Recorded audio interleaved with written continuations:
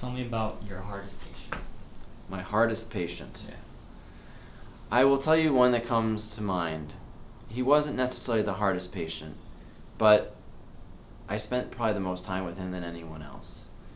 I used to work at a hospital in New Jersey that had a bloodless program, and that doesn't mean that people didn't need blood, but what they would do is they would respect the wishes of those who did not want blood. And so this became a referral center for many patients in the country.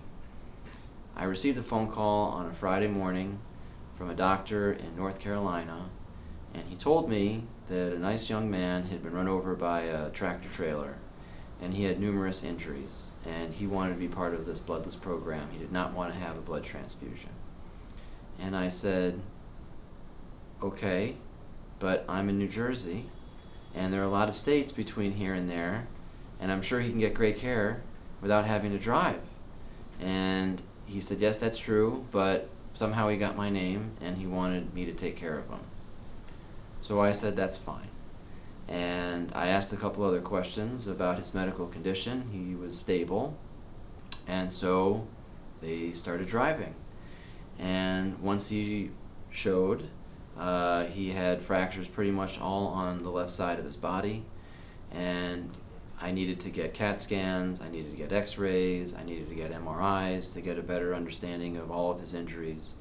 And then I needed to understand from his internist that saw him, the hematologist and other doctors that were part of the team, how I could stage these surgeries successfully, because he had in fact lost a lot of blood.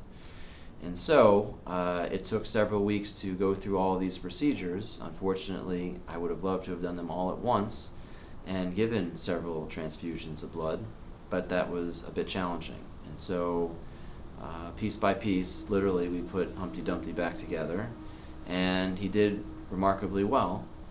And he finally left the hospital and went back home.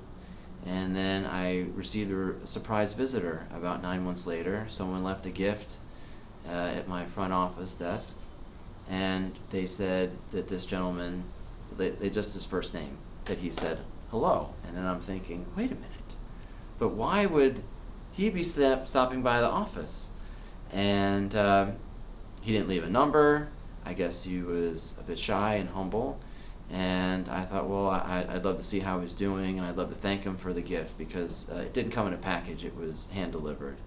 And I knew that he lived about 1,000 miles away. And I just got lucky that I happened to be at the hospital later that day, and I saw him walking around without a limp, and we were able to sit down. I was able to buy him a cup of coffee and talk about how he got back to his life and the things he enjoyed again. And it was a humbling experience for me, because I generally don't get to see patients maybe a year or two after the fact, particularly when I spent so many Friday evenings and missed so many social events, being at the hospital till midnight taking care of him because we needed additional staff, and we did not have that during the day. So I would say that was a very rewarding experience, and I learned a lot.